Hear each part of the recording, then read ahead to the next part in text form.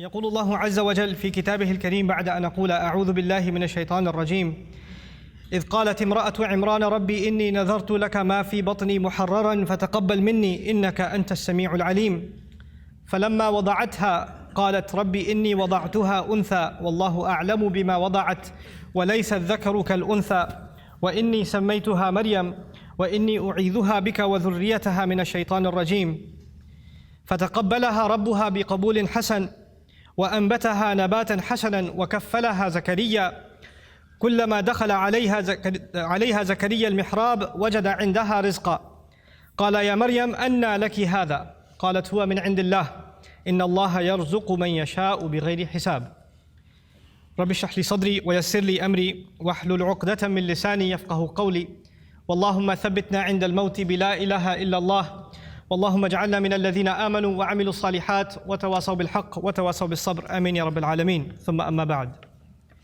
Today's khutbah is dedicated to a very unique individual mentioned repeatedly in the Quran. It's Maryam salamun alayha. And the reason I decided to give a khutbah on some aspects of her life that Allah highlights in the Quran are actually inspired by a question somebody asked me this week. Somebody came to me this week and said that they've had a very close relationship with Allah since childhood, and that they've made dua to Allah from a very early age, praying tahajjud, even when they were a teenager, and whenever they asked Allah for something, Allah provided. This person actually had a pretty tough life. Father passed away at an early age, no brothers, and this woman has lived a pretty lonely life and basically decided to really truly depend on Allah. And so as she grew and developed in her years, she found that Allah miraculously answers her prayers. Every time she asks Allah for something, Allah has never left her prayer unanswered. So she developed this reliance and this closeness with Allah and would always turn back to Allah. She needs something, she goes and prays 2 rak'ahs and she makes dua to Allah. So a really beautiful connection she had with Allah. But where did the question come from? The question came from a fact that more recently she went through quite a series of very unexpected difficulties in life. And she decided that she's going to increase her ibadah to Allah and increase her du'as because her problems have also increased. So you figure the more your problems increase, the more you're going to ask Allah to help you solve your problem. And so she does that, and she prays like she's never prayed before, fasts like she's never fasted before, begs Allah, cries to Allah, sheds tears before Allah like she's never done before, but the problems keep getting worse. They don't get any better. And she starts thinking to herself, maybe Allah is not happy with me because before I used to pray and everything used to get answered. I've never had this problem before. Every time I had a need, I turned back to Allah and Allah solved my problem. But now I'm making dua after dua after dua, and I continue to beg Allah and my problems are not getting solved, they're only getting worse. What could possibly be the reason? And in her mind, the reason was, I must have done something wrong. Allah must no longer be answering my prayers because somehow I've been disqualified. I'm not in Allah's good books anymore. The reason I decided to give this khutbah is that this is a very common notion that can creep into somebody's mind. We make dua, every human being makes dua, and we're expecting that Allah Azza wa Jal will give us an answer. We're hoping that Allah will solve our problem. There are 2 kinds of duas basically, for most of us. The one kind of dua, and I'm talking about the ones we make for ourselves. One kind of dua is we want a problem that we have right now to be solved. We have an issue, we have some circumstance, and we want Allah Azza wa Jal to protect us from falling into a worse problem, to secure the good things that we have, etc. And of course we make dua for our future. We make dua for ourselves, our children, and to take care of things in the future. Ya Allah, things are good right now, Ya Allah, keep them this way. Preserve what we have here. These are the kinds of duas that we make for ourselves. The thing that I wanted to highlight, and I've talked about this in another khutbah, but today's khutbah is slightly different, on a slightly different note, and that's why I chose Maryam salamun alayha. But the first thing I wanted to highlight is a quick reminder to all of you, is that your dua getting answered immediately or not getting answered immediately has nothing to do with whether or not Allah is happy with you. It has nothing to do with that. There's no connection between those 2 things. And even if there was a connection, you will never know. You cannot guess what the reason is. You have the case of Nuh alayhi salam, who was a very loving father. He made da'wah, he invited his people to Islam for 950 years. Can you imagine? You think he made dua for his son? You think he made dua for his wife? all those years, or he didn't care about them. Someone who cares so much about his nation, they spit on him, they insult him, and he goes back to them and makes dua for them 950 years. You think he ignored his own son, his own wife? All those years of dua, and they didn't change. Isn't that the case? Does he blame himself? Yeah, maybe I didn't do something right. Or maybe Allah stopped listening to me. The reason I'm starting with that is people that were much better than we are, much better than we are, they also had similar problems. There are parents in the audience that make dua for their kids. And they see that their children are going away from the religion. They're going down a dark path. And they can't control it. And they're making dua for them. And they're not seeing that their dua is being answered. And now they're getting frustrated. Is there something wrong with me? Why isn't Allah answering? Well, you're not the first one to be put in that position. Our Messenger ﷺ made lots of dua. You don't think he made dua for his uncles? His family? You don't think he considered Abu Lahab when he made dua for guidance? And if he did, despite all of that loving dua, Allah Azza wa Jalla himself tell him, إِنَّكَ لَا تَهْدِي مَنْ أَحْبَبْتَ. You don't get to guide who you love. You know, there are people among us, there are children among us who wish their parents or their elders were acting in a more guided way. I've met so many young people whose parents are in a haram, explicitly haram business. And the children, the son and the daughter is trying to tell the father and the mother, please get out of this. We're dependent on you, you're paying my college tuition, you're providing for us, but you're providing for us from haram income. And I'm not in a position to provide for the family right now, but this is wrong. And then they're told you're being disrespectful, you shouldn't talk back to your parents, etc., etc. Now, it's the flip side. It's the children making dua for the guidance of their parents. But things aren't changing. Things are where they were. These frustrating situations happen. And then on top of that are situations like health calamity. Not just family problems, but health calamity. Or you can't find a job, you have money problems. And you're making dua to Allah. You ask yourself, I even did i'tikaf last year. And I kept making dua and I didn't pick my head up from sajda all night long, and still I have this problem. Still it didn't go anywhere. So the first thing I want to remind myself and all of you is that prophets ﷺ, all of them, much before us, Allah mentions their du'as consistently in the Quran. And Allah also mentions their problems consistently in the Quran. You don't think, for example, that Yaqub alayhi salam, the father of 12 sons, made dua for all of his sons? And especially for his son Yusuf, when he lost his son Yusuf, you don't think he made dua for Yusuf's safety, that Yusuf should come back home, that he could look at his beautiful son once again? We know that he cried so much he lost his eyesight. إِبْيَضَّتْ عَيْنَاهُ. He lost his eyes over crying over his son. And all of those du'as for so many years go unanswered, and then they eventually get answered. You don't think that the mother of Musa alayhi salam, when she put her baby in the water, and the river just takes the basket away, the basket could flip over any time. And how do you know the basket is waterproof? How do you know it's not going to leak? How do you know it's not going to hit a rock and it's done? You know, you're throwing something in a river. It's not a joke, it's a baby in a river. You don't think that mother is making dua to Allah? And notice the difference. In that case, in the case of Musa's mother, she makes dua to Allah, and a few hours later, she's reunited with her son. Just a few hours later. By the time the baby is hungry for the next meal, he's back with his mother. And in the other case, with the case of Yusuf alayhi salam, he was separated from his father. But he wasn't reunited with his father for many years. For many, many years. We are going to go through difficulty in life. And all of our problems are not going to be solved because we made a dua to Allah. Understand the reality of dua. What is the purpose of dua? We often confuse dua with talab. Talab in Arabic means to ask for something, to demand something. Dua means literally to call. That's what it means. Da'awtukum, I called you, I invited you, I cried out to you. This is dua. When we make dua to Allah, sometimes in that dua we are making demands. It's true. We're making requests. But we should never forget that all of those requests, you know what they are at the end of the day? It's a humble slave of Allah turning back to Allah and begging Allah to help him with whatever problem. But it's more than Allah solving your problem. It's just the act that you communicated with Allah that's the most valuable thing. The fact that you actually engaged Allah in conversation, that is the goal in the end. Whether or not Allah will solve your problem immediately is a separate problem. And I want to share just a quick thing about that, then I come to Maryam salamun alayha. Sometimes you go through problems and you ask yourself, what is my fault in all of this? Why do I have to go through these problems? What did I do to deserve this? Let me ask you this. Yusuf alayhi salam was a child, right? A child by definition is innocent. What did a child do to deserve being kidnapped? What has a child ever done to deserve being thrown inside of a well in the middle of the woods? What has a child ever done to deserve being sold as a child slave in a different land? What is that, when he grows up as a young man, what did he ever do to deserve being thrown in jail over a false accusation? And he spent many years in jail, not because of something he did. He was innocent. And he spent all those years in jail.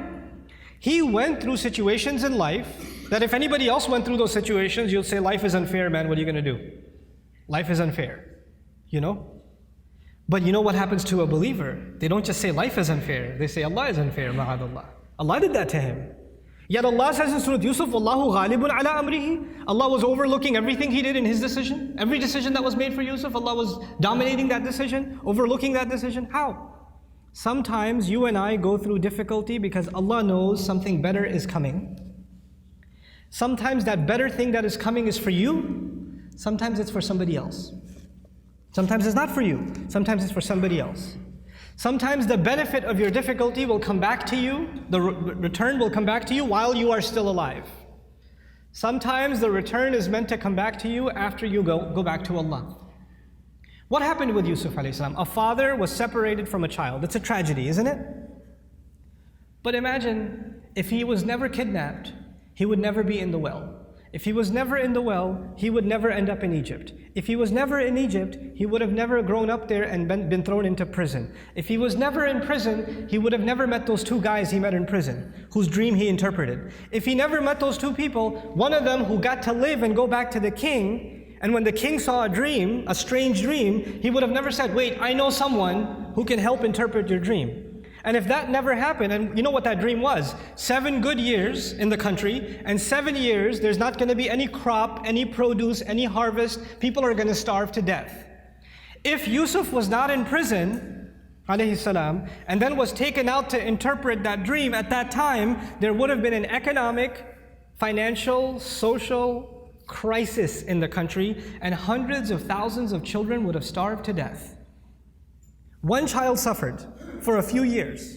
But because of that child suffering, Allah's plan was to save a lot of families, a lot of fathers and mothers from losing their children to starvation. Because of the plan that Yusuf alayhi salam came back when he interpreted the dream and gave, when he became the treasurer. I have a friend, some of you might have heard of him. His name is Robert de Villa. I asked his sister about him if she knows him, and she said yes, she's heard of him. The man can't move any part of his body other than his face. He can't move any part of his body. What did he ever do to deserve that? Nothing. But how many people have accepted Islam because of his disability? How many people have just heard about that and have come back to Allah? How many people that were ungrateful in life, even though they were Muslim, they were only Muslim by name, and decided to submit their heart back to Allah because that man is sitting in a bed? His suffering, his pain becomes guidance for millions of people. You understand? Sometimes the difficulty you and I go through is actually a small price to pay for a lot of khair, a lot of good that will either come to me now or it will come to me in the akhirah, will come to me after I go back to Allah. So our du'as are not the same as placing an order. Now I get to Maryam salamun alayha, and I really, when she spoke to me, I remembered her, because the thing with Maryam salamun alayha was even when she was young, her birth was strange. It was mentioned in the Quran. Not many people's birth is mentioned in the Quran. And she, the mother was expecting a son, but she had a daughter instead. And Allah says, "Laysa dhakaru kal untha," which has a multiple layers of meaning. But I'll just highlight one of them. This girl is like no other boy. This girl is special. And by the way, please remember those words next time. Any of you, if you're expecting a child, and that you were hoping, and your mother was hoping, and your father was hoping, and your extended cousins were hoping it's going to be a son, and you have a daughter, you remember that Allah didn't highlight the birth of a child like He did the birth of Maryam salamun alayha. It's an honor to have a daughter. It's a gift of Allah to have a daughter. And it's actually the behavior of the mushrikun to be upset that you had a daughter. ظَلَّ وَجْهُهُ مُسْوَدًّا وَهُوَ كَظِيمٌ. His face turns dark and he's depressed. He's swallowing his upset attitude because he had a girl. Girls are a blessing from Allah Azza wa Jalla, an honor. And it's a disrespect not only of the gift of Allah, but of the ayat of the Quran when you're upset that you had a daughter. You should be mindful of that. But that's on a side note. This child is born, she's actually given a special place in what was then the central house of Allah. And Zakaria alayhi salam used to take care of her, and every time he used to come to visit her to make sure she's doing okay, because she was dedicated living in the house of Allah. كلما دخل عليها زكريا المحراب وجد عندها رزقا. Every time he'd walk in, he'd see fruits, food in front of her, and he'd say, "Where did you get these fruits? These fruits don't even grow here. And these fruits aren't even from this season. These fruits grow in the winter, these fruits go in the summer. You have them in off season. Where did you get them from?" She would respond, قالت هو من عند الله. These come especially from Allah. These fruits come to me from Allah. Imagine somebody whose du'as are answered in a way that's special delivery from the sky of food for this woman. And so when this sister was telling me her du'as get answered in life, I remembered Maryam salamun alayha and how miraculously Allah would intervene and provide for her even matters like food. Things that we can get up and get ourselves. She didn't even have to get up for that. Very special child, very special woman. And so about this woman, what I wanted to share with you is later on in life what happens to her.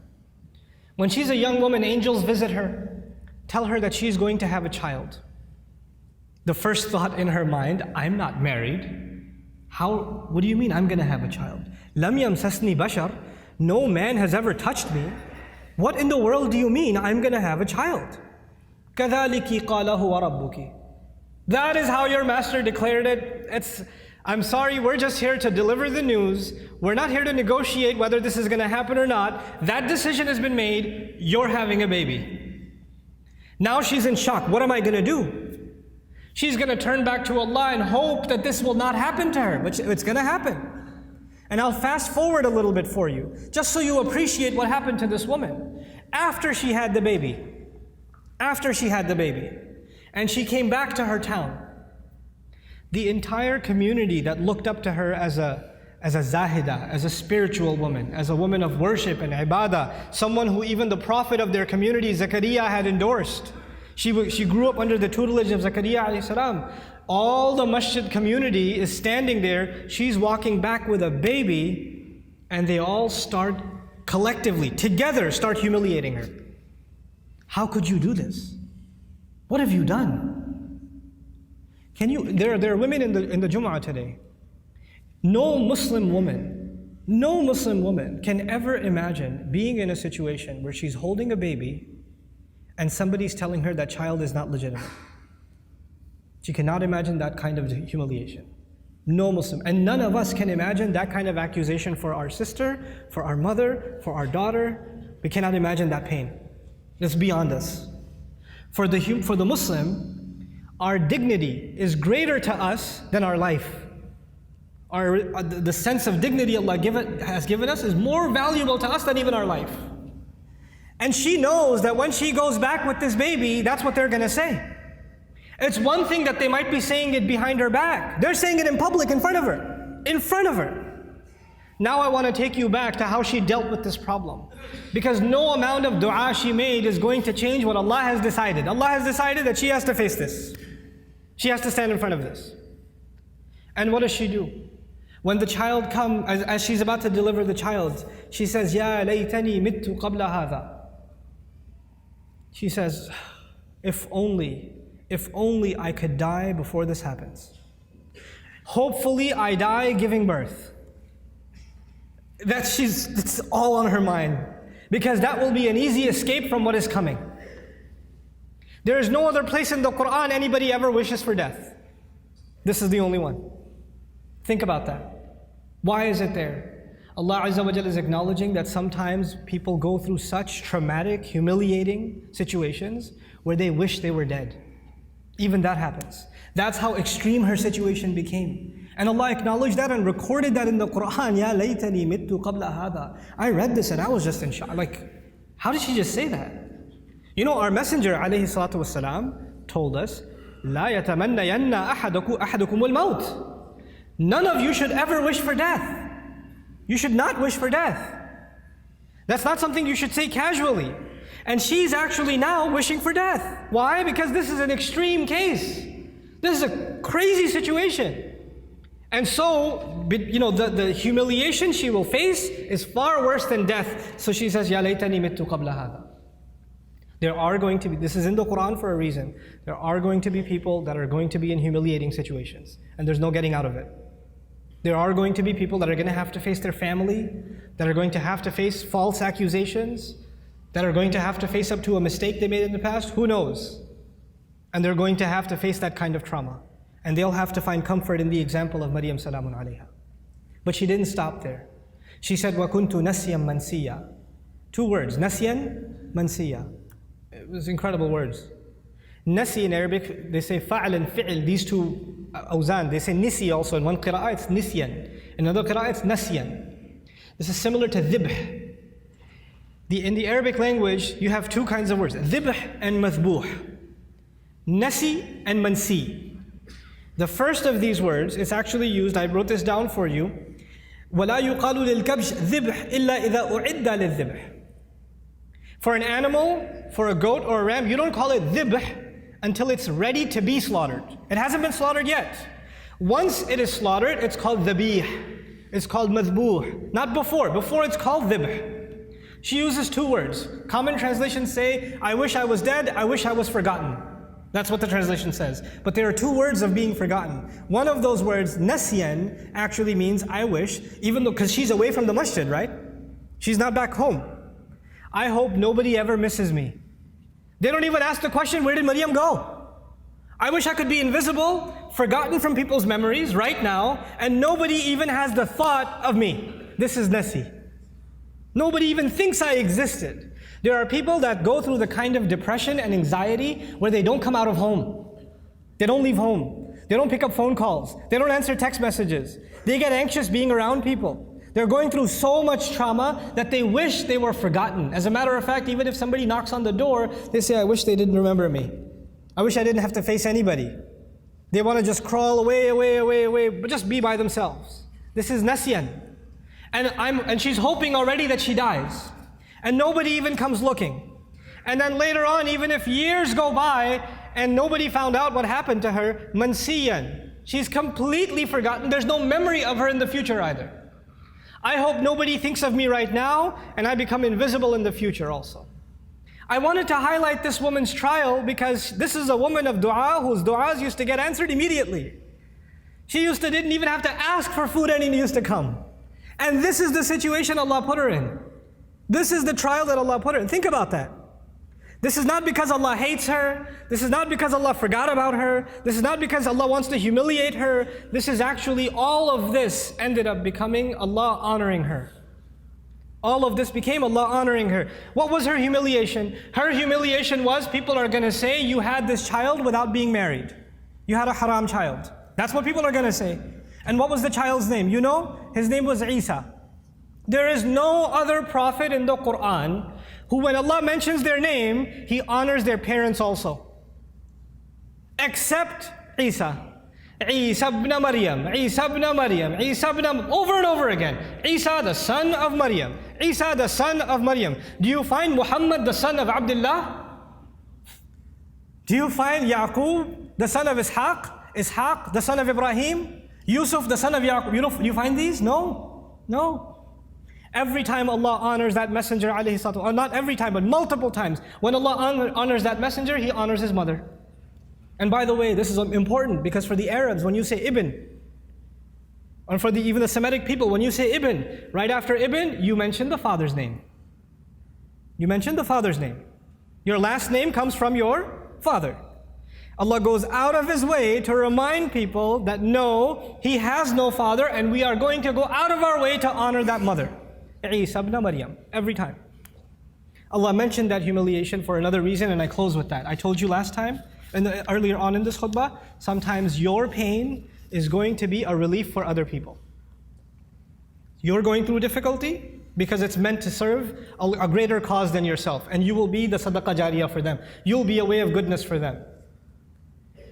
This is the pain of Maryam salamun alayha. Every time a woman is humiliated, every time a woman is falsely accused, every time a woman wishes she was dead, than to face what she's supposed to face, then she's going to find comfort in Maryam salamun alayha. And every time she finds that comfort, the rank of Maryam rises again and again and again and again. SubhanAllah. Our du'as are a means by which we connect to Allah. Our du'as are not a means by which this world becomes heaven. This world is going to be full of trials. People that were much better than we are had difficulty in life. That's okay. لَقَدْ خَلَقْنَا الْإِنسَانَ فِي كَبَدٍ. We created all human beings in toil and labor and struggle. Struggle is a part of life. The purpose of dua is to help you and me deal with those struggles and to never forget that Allah is with us, whether it's hard times or easy times. May Allah Azza wa Jal not make us people that lose faith. May Allah Azza wa Jal honor us and help us remember that no matter how much people try to humiliate you, people try to put you down, people insult you like they did Maryam salamun alayha, Allah still honors you.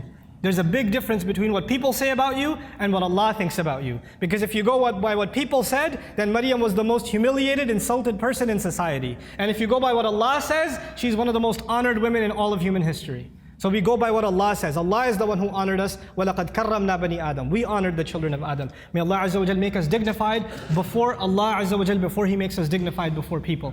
Barakallahu li wa lakum fil Qur'an al-Hakim wa nafa'ani wa iyyakum bil ayati wa dhikr al-Hakim. الحمد لله وكفى والصلاة والسلام على عباده الذين اصطفى خصوصا على أفضلهم وخاتم النبيين محمد الأمين وعلى آله وصحبه أجمعين. يقول الله عز وجل في كتابه الكريم بعد أن أقول أعوذ بالله من الشيطان الرجيم إن الله وملائكته يصلون على النبي يا أيها الذين آمنوا صلوا عليه وسلموا تسليما.